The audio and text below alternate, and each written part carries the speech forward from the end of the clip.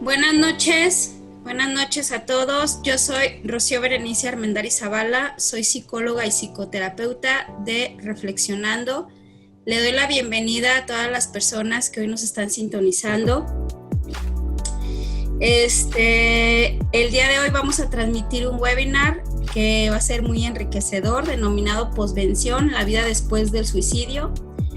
Tal evento llena a la familia, el suicidio llena a la familia de muchos sentimientos como la culpa y la vergüenza. Un acontecimiento que es de importancia tratar, ya que la familia necesita de nuestro apoyo e intervención para sobrellevar dicha situación.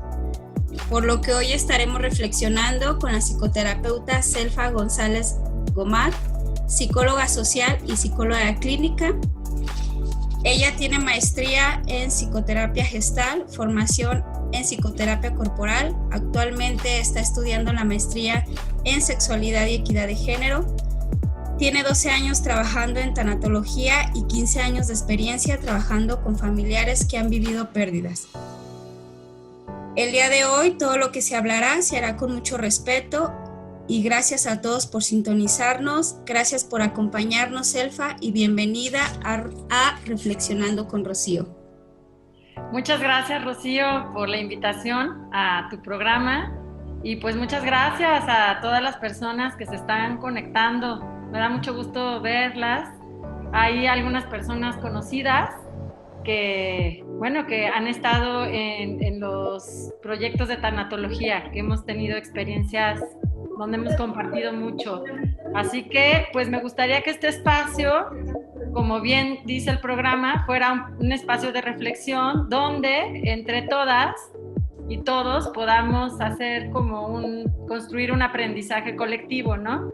Entonces me gustaría partir de algunos puntos y sobre eso que podamos ir enriqueciéndolo todas y todos. También hay personas que nos están viendo en Facebook Live, entonces por ahí si hay comentarios que puedan hacer, que le puedan enviar a Rocío, que tú estás viendo, le estás dando seguimiento, para que podamos enriquecer entre todas y todos este tema, que por supuesto es un tema muy amplio, que nos daría como para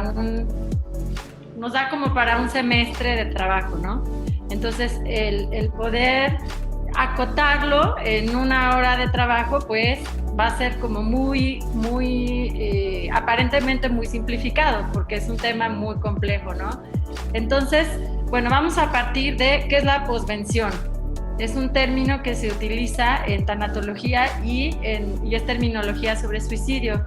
La posvención es la función terapéutica en los familiares de la persona que ha terminado con su vida. Es como lo que sucede después.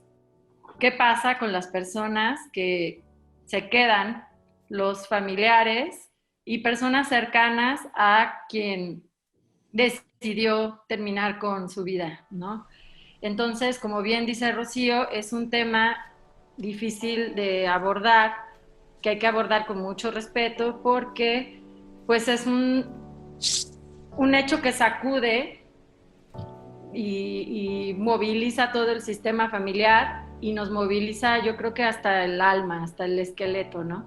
Entonces, siempre que hay un suicidio, o muchas veces, pues es un salpicadero de emociones, principalmente culpas, tristezas y muchos miedos, ¿no?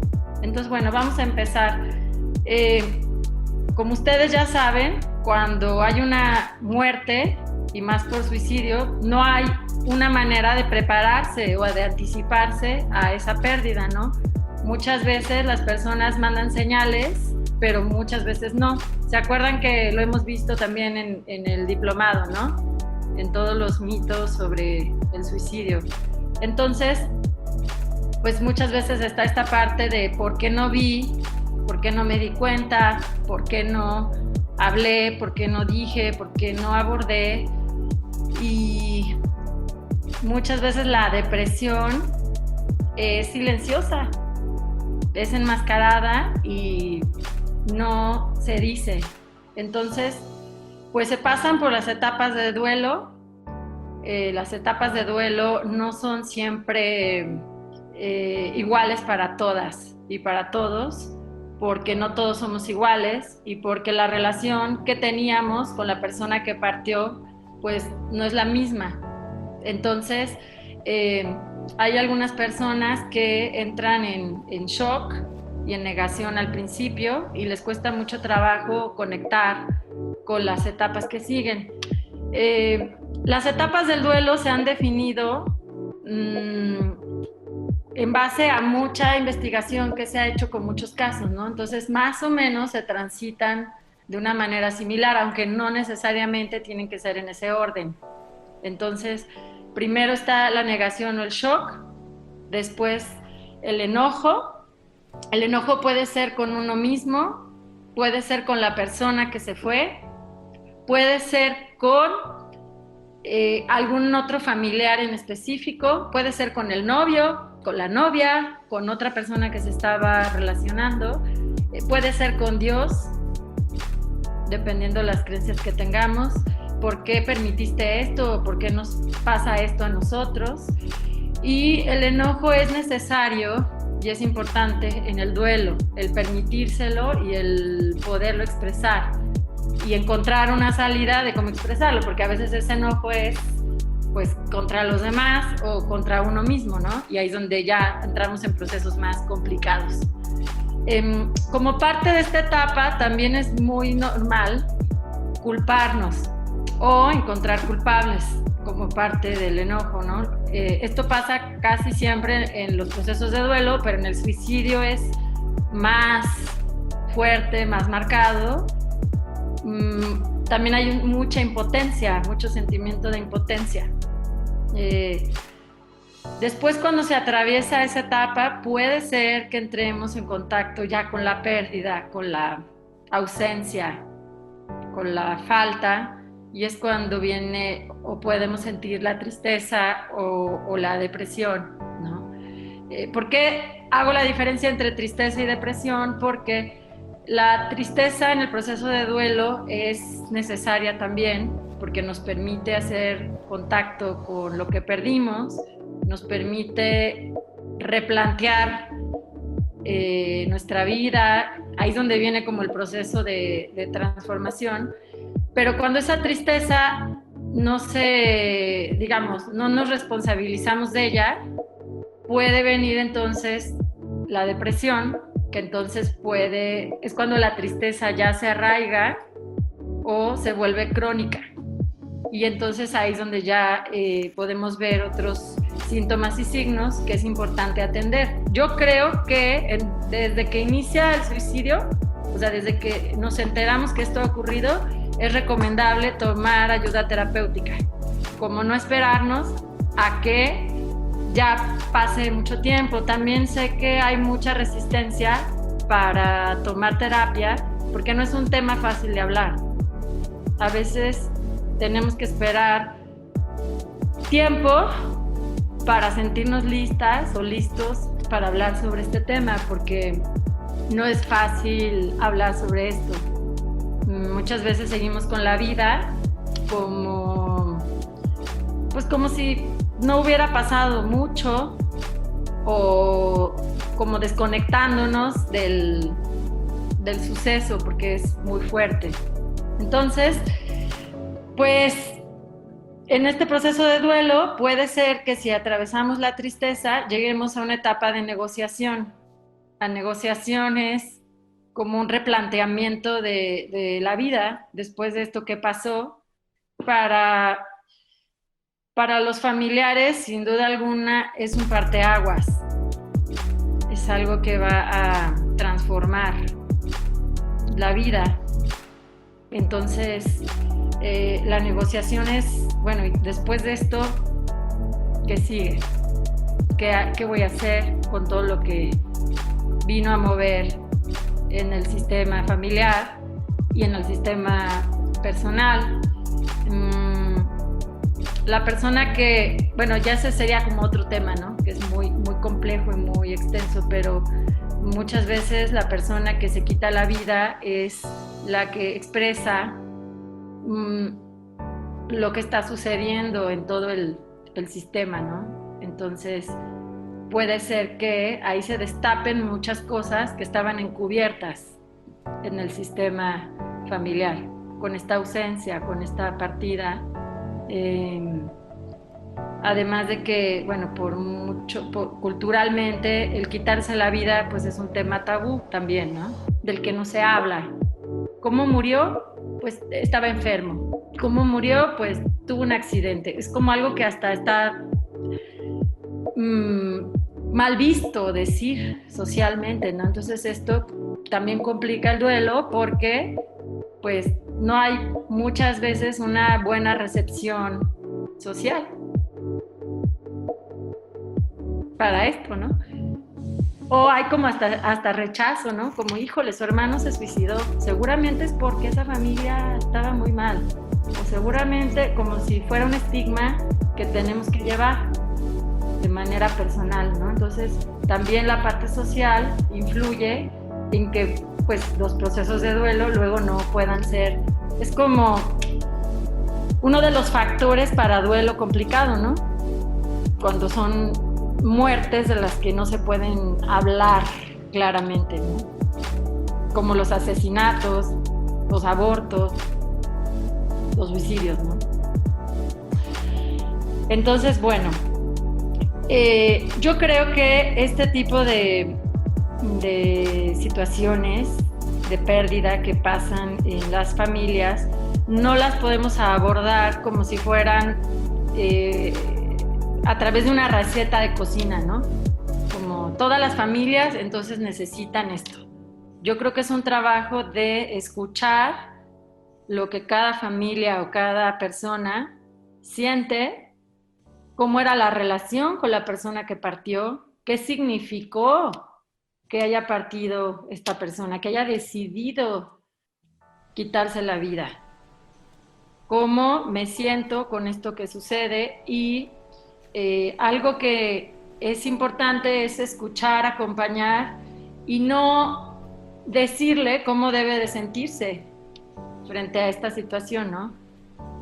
Luego, por cultura, también caemos en lugares comunes como no estés triste, las cosas pasan por algo, todo esto que escuchamos, ¿no? Y que a veces no es lo que le sirve a la persona que está viviendo o atravesando esto. Entonces yo creo que cada persona es la dueña de su proceso y más bien el espacio terapéutico es para que pueda escucharse más que recibir un debe ser o cómo debería de sentirse, ¿no? Entonces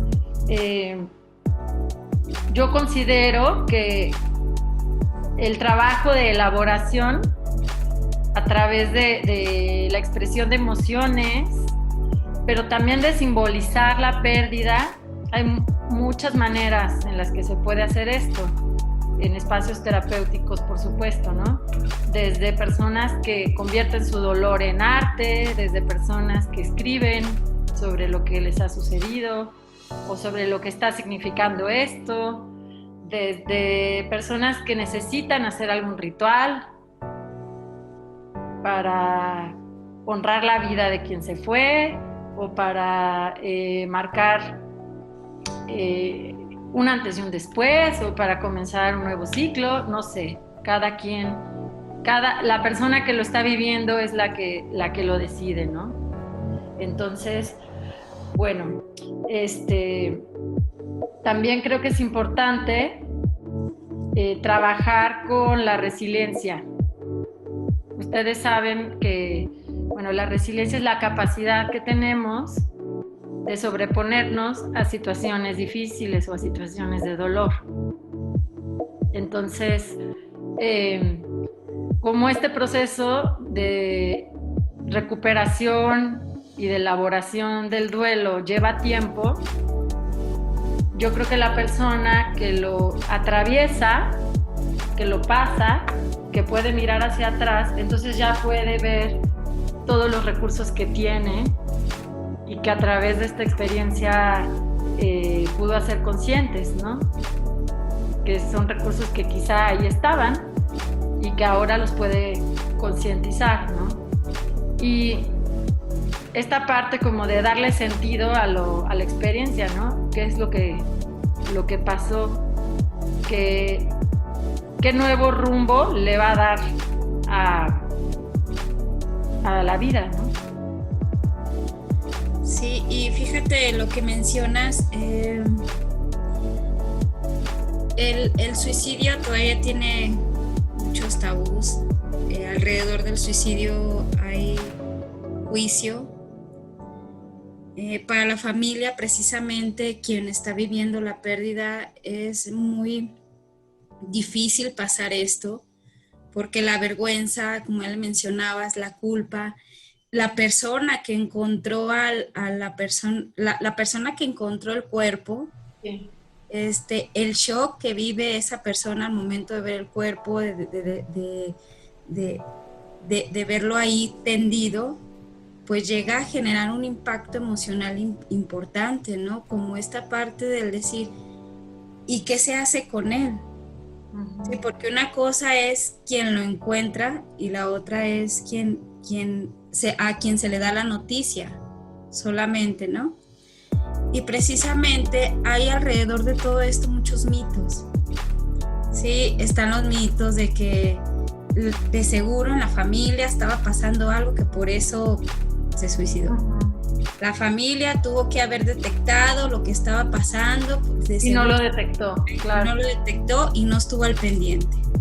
¿Sí? Entonces, todos estos tipos de comentarios que se dan alrededor de ello, pues hace que precisamente el duelo sea lleno de más culpa, remordimiento, ¿sí?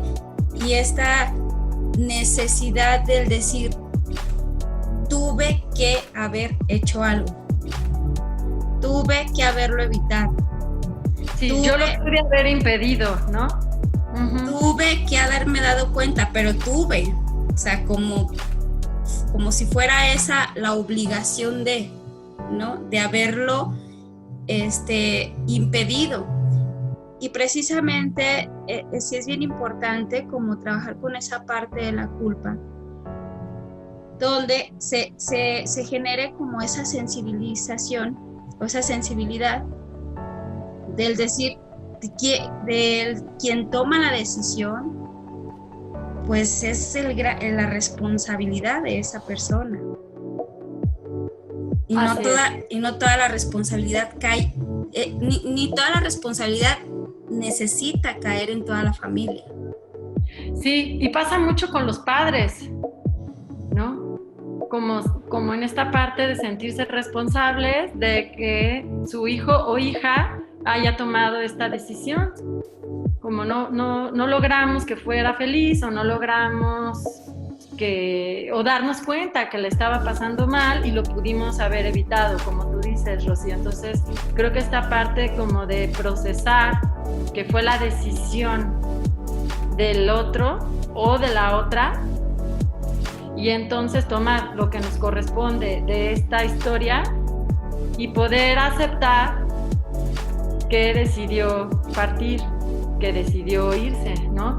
De una manera consciente o inconsciente, pero lo decidió, porque a veces son actos impulsivos, ¿no? Realmente no querían quitarse la vida, pero lo intentaron y lo lograron, ¿no?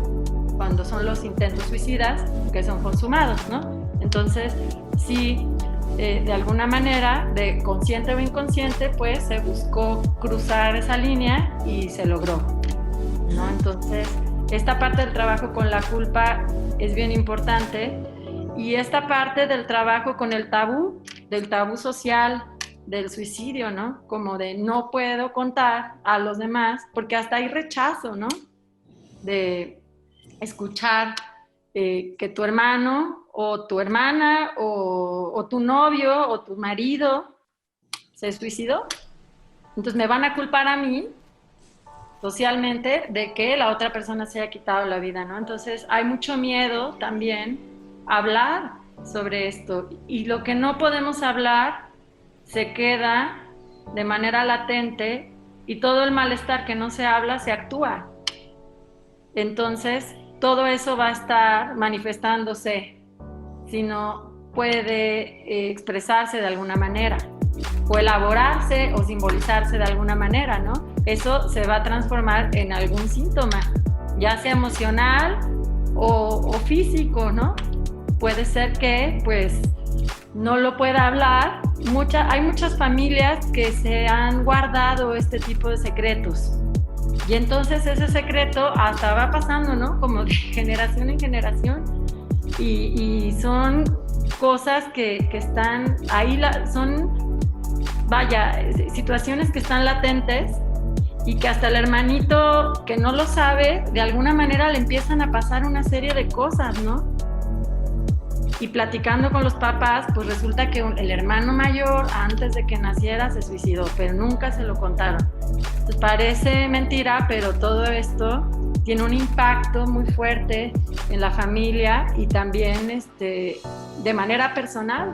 Cada uno de los miembros de la familia, eso también es importante, lo va a vivir de manera distinta. Y muchas veces hay enojos dentro de las familias porque se espera que todos lo asimilen de la misma manera y no es así. No todos nos relacionamos de la misma manera con el dolor. Hay quienes lo enfrentamos, hay quienes le damos la vuelta y lo evadimos, hay quienes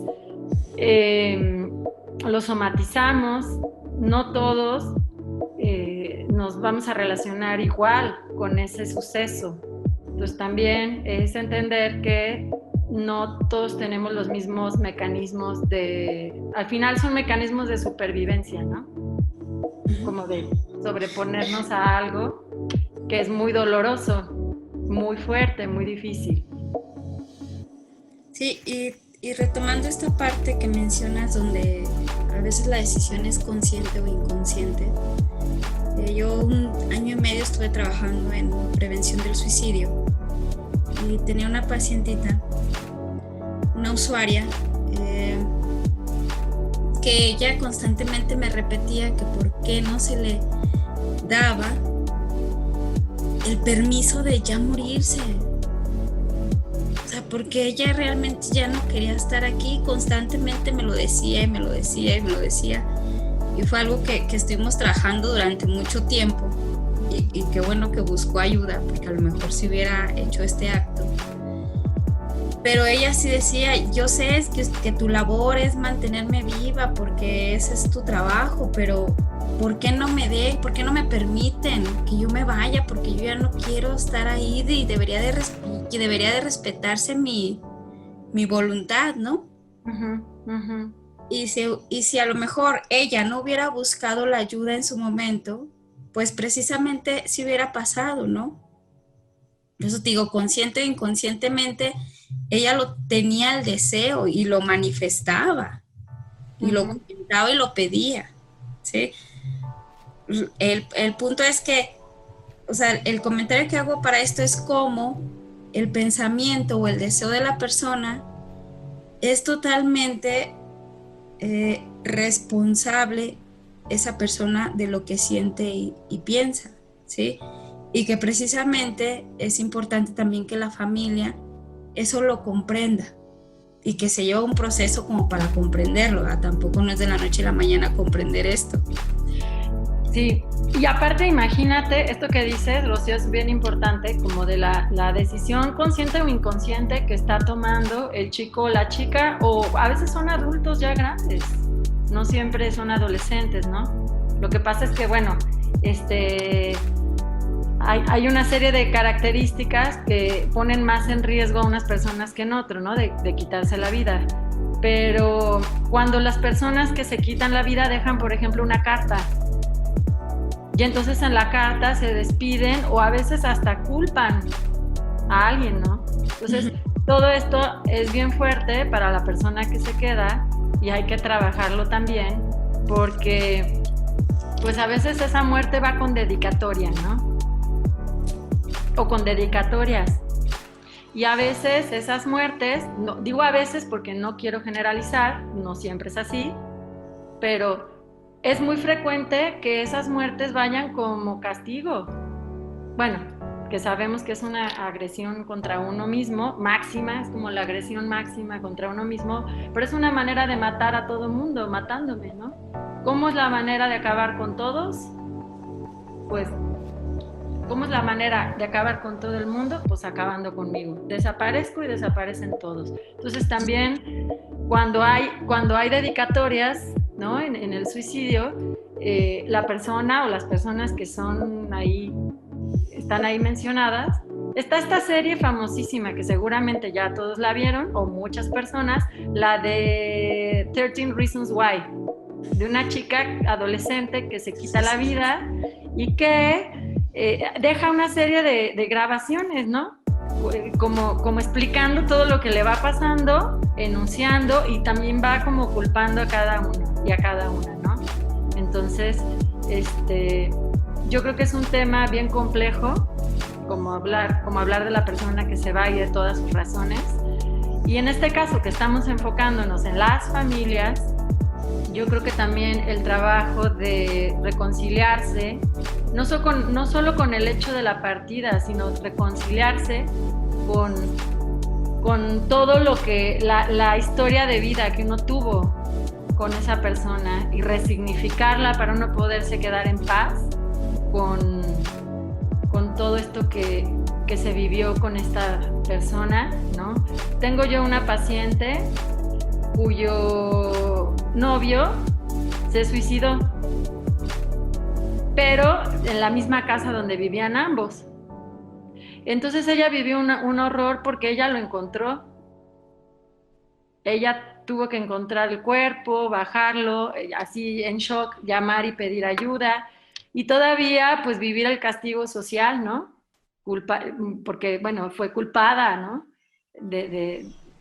Pues del suicidio de él, ¿no? Entonces, pues sí es un trabajo que lleva tiempo. Algunas personas llevan años. Esto lo digo por si hay alguien que nos está escuchando, que esté en una situación así y que sienta que no desatora, que lleva ya como mucho tiempo ahí. A veces son procesos largos que llevan tiempo, a veces llevan años. Entonces, yo en mi experiencia en este trabajo, no son procesos de 3, 4 sesiones, son procesos que conllevan tiempo, ¿no? Y que pues a veces las personas encuentran dentro y fuera de los espacios terapéuticos maneras de irlo acomodando, de irlo resignificando. Hay un paciente mío que es un chico que estuvo hace años, que él escribió una serie de poemas y luego los publicó como parte de su trabajo de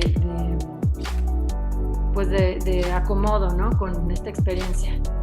Y por eso digo que debe de ser muy personal y muy respetado este proceso, porque cada quien necesita hacer algo distinto con esto que pasa, ¿no? Inclusive el perdonarse a uno mismo lo que uno se culpó, y también como perdonarle a la otra persona lo que uno le tenga que perdonar, ¿no?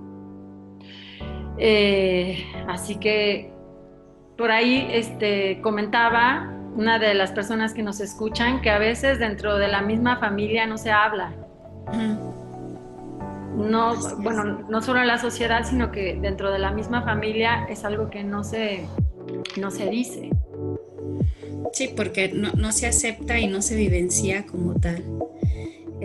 María Luisa Lozano está levantando la mano. Porfa, desactiva tu micrófono para que preguntes, porfa. Sí, gracias. Pues muy interesante el tema. La verdad es que yo soy psicoterapeuta y también la experiencia que he tenido en la consulta es la verdad muy difícil para los que se quedan, porque si bien es cierto lo que han comentado ustedes dos, esa presión social, ese juzgar, esa culpa como lápida, como pípila que te aplasta, es un quiebre para la familia y para cada uno de los miembros, ¿no? Entonces sí es como muy difícil que cada uno viva su proceso, vamos, como al mismo tiempo, no, para nada, ¿no? Como que cada uno va acomodando todo esto en su vida, pero es difícil, porque si bien algunos empiezan a perdonarse, a soltar, a liberar, a comprender que la persona que tomó la decisión fue su decisión y su libertad, bien otros pasan años y siguen con esa culpa. Cambia la vida, ¿no? Entonces yo la invitación que puedo hacer es que pues en verdad soltemos, ¿no? O sea, se suelte y esa persona, lo que se haya podido aprender de ella, que siempre es mucho, lo que a lo mejor las dificultades que pudo haber habido y esto, pues transformarlas, ¿no? Bien decías, Elfa, la resiliencia es vencer la adversidad, pero fortaleciéndote como mejor persona. Entonces, si realmente esto te hace ser diferente, te hace ser más humano contigo mismo y con los demás, claro que hay un legado muy importante de quien se fue, de quien lo decidió, ¿no? Entonces, yo creo que también es parte de curar y es parte de honrar a esa persona. Finalmente tuvo una misión en la vida y la sigue teniendo con el legado que nosotros queramos resignificar. Ese es mi comentario. Muchas gracias, Malú. Qué gusto saludarte. Igualmente. Un abrazo. Gracias. Gracias. Sí, yo creo que aquí Malú usa una palabra que es muy importante, que es la palabra resignificar, ¿no? Y resignificar algo, pues implica todo un proceso, ¿no? Yo no puedo resignificar algo cuando estoy en estado de shock. Entonces, cada uno de los momentos por los que se atraviesan en este proceso son importantes porque un momento te va a dar paso al otro, y al otro, y al otro. Entonces, esto, al menos desde el enfoque psicoterapéutico que yo trabajo, pues es permitirse cada momento emocional como parte del proceso, como darle lugar a la tristeza, darle lugar al enojo, darle lugar a poder aceptar esa culpa primero, para luego poderla. No se puede trabajar con algo que se niega. Entonces el poder aceptar que sí me siento culpable, o que sí tengo tristeza, o que sí tengo rabia, va a ayudar a liberarlo, va a ayudar a poderlo transformar y a poderle dar sentido, ¿no? Finalmente el resignificar significa dar un nuevo significado a algo, ¿no? Y el significado es completamente personal. La terapeuta no me puede decir qué significa para mí, o los demás no me lo pueden decir. Eso es algo a lo que yo llego, pero a partir de un proceso, ¿no? Y como dice Malú, pues eso nos lleva hacia nuevos sentidos, pero lleva tiempo, ¿no? Yo hago como mucho hincapié en lo del tiempo porque lo he escuchado mucho, ¿no? Que a mí me comparten, me dicen, ¿cuánto tiempo, Selfa? ¿Cuánto tiempo? Y es bien difícil decir eso, contestar cuánto tiempo te vas a sentir así, pero es confiar en tu proceso y confiar en que te va a llevar a un buen puerto, ¿no? Mientras sigas haciéndote cargo y responsable de lo que está pasando y tengas un espacio donde lo puedas hablar y liberar, ¿no? Y si sientes que no puedes, pues pedir ayuda, eso es bien importante, ¿no? El poder recurrir a alguien que pueda, que esté capacitado para poderte acompañar en este proceso, ¿no? Por ahí creo que alguien comentaba algo, pero no alcancé a leer. Aquí dice Gloria, nos comenta que inclusive en personal de salud el enfrentar este tema es difícil llevar por no saber cómo abordarlos con los pacientes o familiares desde que hay avisos o bien cuando pones todo lo que está en tus manos y aún así se llega a realizar el suicidio. Es importante llevar un proceso terapéutico y no hacerlo como una estadística más y volverlo como algo común o normal en la sociedad actual. Sí, así es, Gloria, muchas gracias. Sí, yo creo que esta parte como de humanizar a la persona que se fue, también eso es importante, que no sea un caso más, un número más. Y en esta parte también del personal de salud o personas que, incluso los mismos psicólogos, puede ser que estén trabajando con alguien, como bien comentaba Rocío, que esté en una situación de quererse quitar la vida y finalmente se la quite, y que el psicólogo también o el personal que lo atiende se sienta impotente, ¿no? O culpable en un momento dado de haber hecho o no haber hecho algo, ¿no? Sí, suele pasar bastante eso. Sí. Ok. Una de las preguntas que hacían es, ¿por qué se mencionaba mucho el que un duelo de suicidio es distinto a los demás duelos? Yo creo que se pasan por las etapas del duelo. Nada más que tiene cada etapa de duelo puede ser distinta dependiendo cómo fue la muerte y cómo es la relación que tenemos con la persona que se fue, y también pues cada persona lo vive de manera distinta, ¿no? Aunque se habla de etapas porque son más o menos momentos similares por los que atravesamos, pero no todos los atravesamos de la misma manera o en el mismo orden, ¿no? Eso sí. Sí, de hecho, pasan de una a otra. Así es. Ok, otra de las preguntas que hacían es, ¿qué estrategias de apoyo psicosocial y psicoeducacional se podrían dar hacia las personas que están viviendo el duelo por suicidio? Esa también es muy buena pregunta. Yo creo que para empezar, esto que estamos diciendo, como de que sea algo de lo que se pueda hablar, ¿no? Como esta parte de trabajar con el tabú sobre el suicidio, porque es como si socialmente fuera algo que culpa a la familia sobre esto, ¿no? Entonces el poder trabajar de una manera más abierta, poder hablar sobre lo que ha sucedido, cómo nos sentimos con eso, el poder sentirnos con el derecho de expresar y de poder significar nuestras emociones, eso es uno. La pregunta es cuando ya sucedió el suicidio o en la prevención. No, es cuando ya sucedió. Ok, como desde la parte educativa y desde la parte terapéutica. Desde la parte psicoeducacional. Ajá. Y de la psicosocial. Psicoeducacional y psicosocial. Ajá. Sí, pues yo creo que desde esa parte yo creo que hay que trabajar con esto de poder atravesar el tabú, ¿no? Y poder hablar abiertamente de nuestras emociones y poder hablar sobre lo que sucedió, como quitando esa connotación de tabú y de culpa, ¿no? Y también, pues, si estamos, por ejemplo, en el área educativa, a mí se me ocurre que si estamos trabajando con niños o trabajando con adolescentes, pues poder tener un acompañamiento más directo y más estrecho con la persona que está viviendo este proceso, preguntarle si necesita hablar, que puede acudir a nosotros, acercarnos, preguntarle cómo está, cómo se siente. No siempre las personas tienen ganas de hablar en ese momento, ¿no? Pero poder estar cerca y al pendiente de quienes están atravesando por un momento así.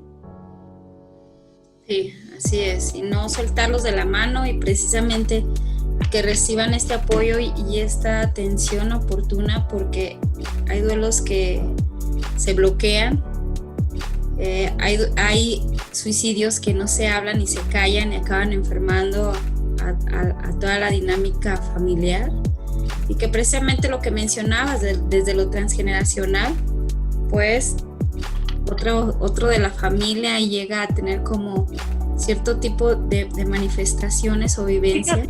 Fíjate que me quedé ahorita pensando en esta pregunta, perdón, pero nada más para redondear la idea, fíjate que yo creo que es algo que hasta está medio vetado hablar en el área educativa, como que esa palabra no se menciona o no se la menciones a los chicos, como si fuera algo que estuviera prohibido también hablar. Entonces yo creo que al igual que en la sexualidad y en muchos temas que son tabús, cuando nos abrimos más y los abordamos de manera directa y abierta, también es preventivo y también hace que la persona que lo está viviendo también se sienta de una manera distinta, ¿no? Porque inclusive es algo que muchas veces ni se menciona, ¿no?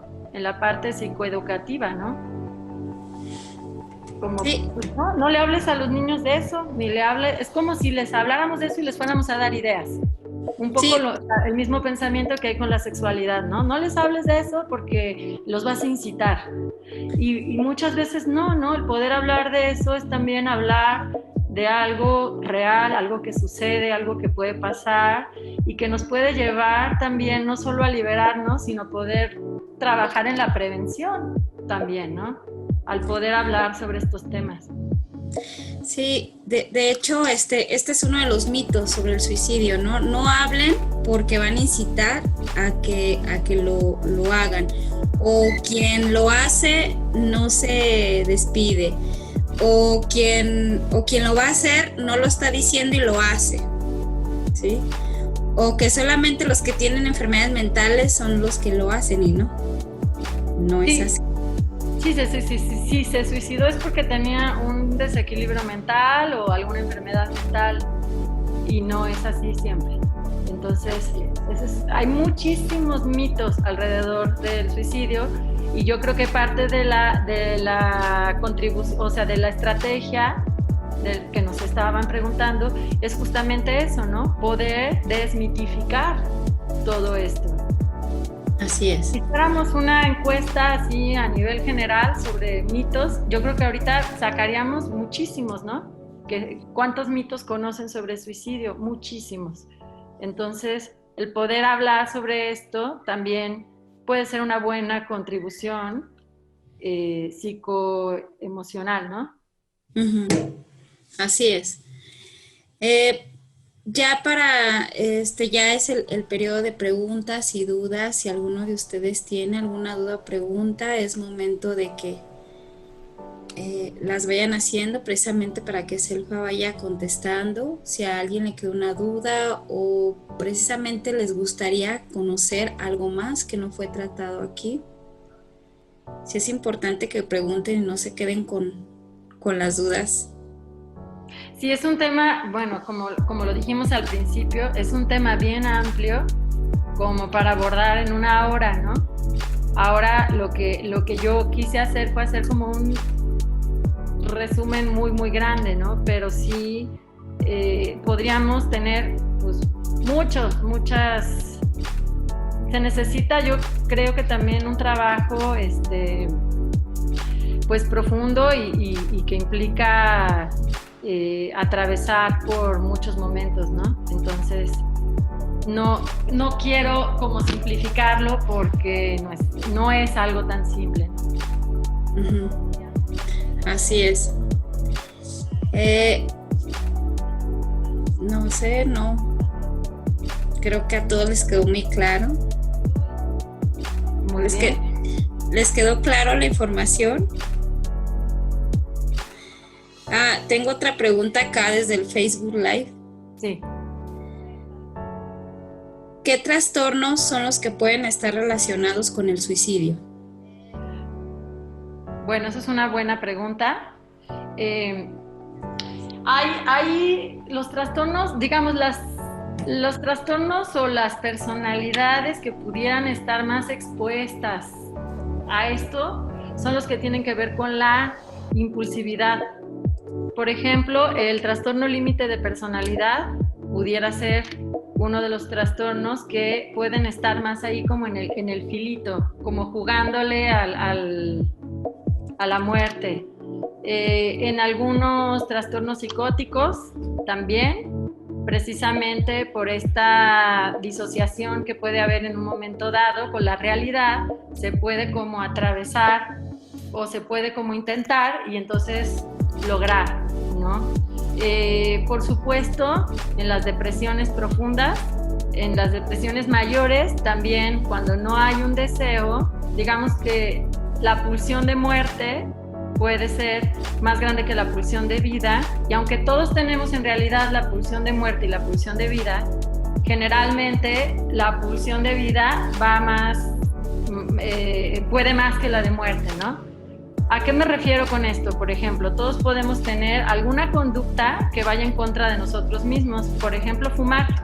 No es que nos vayamos a matar fumando un cigarro, pero si lo hacemos constantemente, es como si le estuviéramos jugando ahí un poquito a la muerte, ¿no? Entonces, los trastornos depresivos mayores, trastorno límite de personalidad, psicosis, en brotes de psicosis también puede ser, y sobre todo en momentos de muchísima impulsividad, o pudiera ser también en algunos trastornos por anorexia, también se da, y en adicciones, en ciertos momentos de adicción.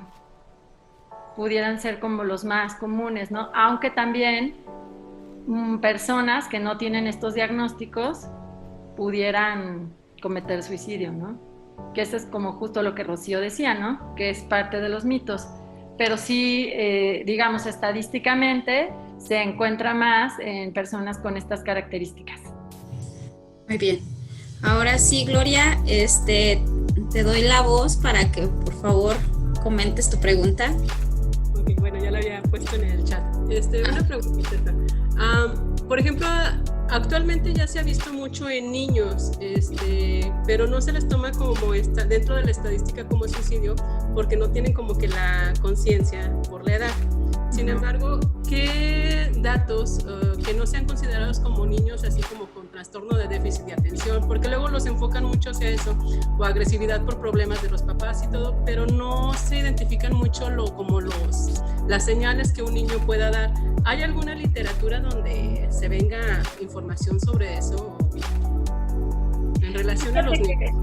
Fíjate que sobre suicidio infantil yo no estoy tan involucrada, pero puedo investigar con mi colega Osvaldo Pedrosa, que él sí está muy, muy metido en el área infantil, que él trabaja muchísimo con suicidio y trabaja mucho con el tema infantil. Yo no trabajo esos temas en el área infantil, pero poco. No me ha tocado trabajar con niños con intento de suicidio, pero en lo que yo conozco, pues está asociado con temas de violencia, con temas de que no hay adultos que estén como al pendiente para darles ese sostén o esa protección, ¿no? Entonces, habría que ver el contexto familiar de cada niño y de cada niña en el caso de suicidio, porque sí es verdad que el suicidio infantil ha incrementado, ¿no? Pues en realidad el suicidio ha incrementado. Yo también diría que además de lo que preguntaban sobre los trastornos mentales, yo añadiría también temas de violencia, por supuesto, y ahora pues el trastorno de ansiedad, que está muy, muy fuerte, ¿no? Los problemas económicos, situaciones de violencia muy grandes. Sí, muy bien. ¿Alguien más que tenga alguna pregunta? ¿No? Ok, bueno, creo que sí les quedó claro. Creo que sí les quedó claro todo lo que hablamos. Sí, anímense a preguntar si hay algo. Aprovechen. Ajá. Bueno, sobre literatura para trabajo con duelo, hay un montón, hay muchísima. Sí me gustaría darles algunas cuantas que pudieran, pues fíjense que a mí esta cosa como de resolver un tema tan complejo terapéuticamente en 3 pasos no es como mi abordaje, ¿no? Al menos creo más en los procesos profundos, en los procesos que se llevan como su tiempo. Una autora que trabaja mucho con el tema del duelo y que de hecho es una de las precursoras de la tanatología moderna es la doctora Elizabeth Kubler-Ross. Ella habla también sobre procesos de duelo y habla mucho como sobre qué pasa con las personas en el momento de morir y qué pasa con las personas que se quedan, ¿no? No solamente por suicidio, sino por muchas otras circunstancias. Hay un libro que se llama La muerte y los moribundos, está también La rueda de la vida de Elizabeth Kubler-Ross, La muerte, un amanecer, y bueno, son una de las grandes, ¿no? De la tanatología. Está otro libro que se llama Las tareas del duelo, que también se los recomiendo mucho, ese es para psicoterapeutas. Y pues también hay abordajes desde la perspectiva cognitiva conductual, se puede trabajar también desde la perspectiva gestáltica o humanista, también se puede trabajar desde psicoanálisis. Diferentes posturas terapéuticas tienen diferentes miradas y maneras de acompañar y abordar el tema del duelo.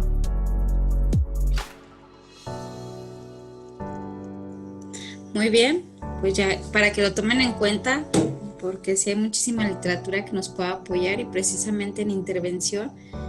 Y como lo dices, no todos los procesos son iguales, son similares y cada quien tiene recursos emocionales diferentes. Y de eso depende muchísimo cómo se va a vivir el duelo, cómo se va a vivir la afrontación de la pérdida. Y también qué tanto conocimiento tenemos de lo que es el suicidio y lo que implica. Y que es más allá, como lo mencionaban, de una estadística. Y es más allá de él es que lo hizo porque es una persona cobarde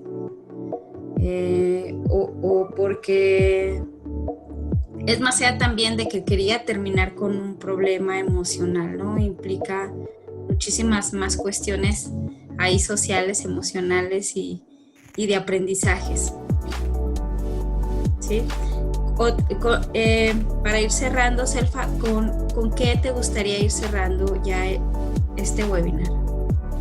Bueno, para cerrar, pues agradecerles a todas y a todos su escucha, su participación, que nos hayan enriquecido con sus comentarios, con sus preguntas. Y pues yo diría para concluir que el trabajo de posvención es un trabajo de escucha, de mucha escucha, de mucho respeto por el ritmo de los otros, por las emociones de los otros,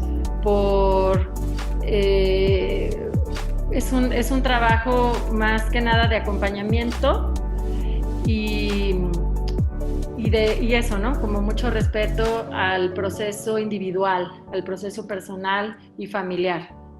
Y nada, muchas gracias por la invitación y espero volver a colaborar. Así es.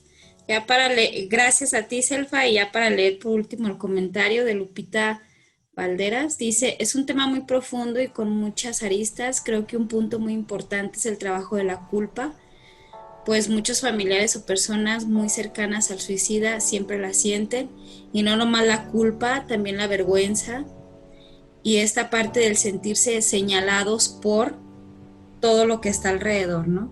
Así es. Entonces, sí es bien importante trabajar con la culpa, con la vergüenza y con el estigma de ellos son los papás de la persona que se suicidó. Así es. Como lo comentábamos hace rato, ¿no? Además del dolor, todavía el estigma social, ¿no? Entonces hay que trabajar mucho con eso, en concientizar también a las personas que cuando conozcan a alguien cuyo familiar se suicidó, no lo señalen, no lo apunten, no lo juzguen. Y si bien no se pueden poner en sus zapatos porque es algo que no han vivido, por lo menos trabajar en esta parte del respeto. Yo menciono mucho eso, ¿no? El respeto. Más que darles técnicas sobre el acompañamiento, yo invitaría más a la reflexión sobre este tema tan doloroso y difícil para las personas que se quedan, ¿no? Una mamá cuyo hijo se suicidó me decía que ella quería hablar con las personas que rodeaban a su hijo porque ella necesitaba encontrar respuestas y todo el mundo le decía que no lo hiciera, que iba a ser más doloroso. Y ella decía, es que yo necesito hacerlo, para mí es importante hacerlo. Pues está bien, hazlo. Si para ti está bien, hazlo. Pero bueno, pero me dice todo el mundo que no debo. Entonces, esa es la parte a la que me refiero, ¿no? Como escuchar realmente lo que nos están diciendo las personas que están viviendo este proceso, ¿no? ¿Qué es lo que nos están diciendo? ¿Qué es lo que dice su ser? ¿Qué es lo que dice su alma? ¿Qué es lo que dice su historia? ¿Qué de qué nos están hablando realmente, ¿no? A veces, y eso es algo que nos pasa mucho a los terapeutas, estamos más en la parte como de querer resolverle al otro, dándole respuestas y aplicándole técnicas. Y a mí es algo que me preguntan mucho, ¿no? Selfa, ¿qué técnica? ¿Qué técnica? Pues, híjole, mejor escucha lo que realmente te está contando esta persona. ¿Cuál es su necesidad real, auténtica? ¿En qué momento se encuentra? No para que lo catalogues como en la curva del proceso de duelo, sino para que veas también si está en riesgo o no, si te está necesitando, de qué manera, cómo es el apoyo que le vas a dar. Acuérdense que nosotros, cuando estamos en un proceso así, vamos a funcionar como auxiliar del yo. O sea, yo te voy a prestar esa parte para que tú te espejes y puedas encontrar a través de esa escucha. Cuando hablas con alguien te escuchas a ti mismo, ¿no? Entonces a través de esa escucha no solamente es el tema de liberar, sino también de ir entendiendo y tomando decisiones personales que te llevan a una elaboración de esto o a buscar alternativas personales, ¿no? Hay gente que después de una muerte así cambia de ciudad o decide estudiar una cosa que siempre quiso o decide tomar decisiones de cambio de vida, ¿no? Entonces creo que el proceso de duelo, y con eso quiero terminar, puede llevarnos a un cambio de vida importante, ¿no? Como a animarnos a ser quienes realmente somos después de todo, ¿no? Y no en un primer momento, ¿no? Sino como parte de la elaboración. Y por último, es que ahorita esto se me fue, pero es muy importante, el proceso de duelo no es lineal, es otra cosa que también tenemos como que vamos saltando de etapa en etapa hasta que llegamos al final y ya, ¿no? Entonces, el proceso de duelo muchas veces es un proceso de vida, y podemos recordarlo cada año o cada tanto y puede volver a doler, y eso no significa que no lo hayamos superado, ¿no? Creo que no significa olvidar. Con eso cierro, Rocío. Gracias. Ok, muchísimas gracias. Y María Luisa nos comenta: felicidades y gracias, es un tema muy importante que hay que trabajarlo a nivel social también. Así es, Malu. Muchas gracias. Totalmente. Pues muchísimas gracias a todas las personas que hoy se conectaron. Gracias, Selfa, por estar aquí con nosotros compartiéndonos de nuestra experiencia, de tu experiencia. Este video lo pueden encontrar en Facebook Live, si no también va a estar en YouTube en Reflexionando con Rocío, también si lo quieren seguir reproduciendo. Si quieren recibir más información de los webinars que se hacen cada 8 días con diversos temas, pues les invito a que le den like a la página de Rocío Reflexionando, y ahí estarán transmitiéndose temas. Hace 8 días precisamente hablamos de todo lo que es suicidio. Por si quieren checar el video, echarle un vistazo, lo hicimos con el doctor Grijalva. Hoy cerramos con Selfa grandemente el que hace 8 días fue el Día Mundial de Prevención del Suicidio, por eso se habló de este tema hoy, para cerrar este tema que a millones de personas les ha cambiado la vida y que les ha tocado vivirlo. Y es importante también saber que el suicidio es totalmente prevenible. Así es. ¿Sí?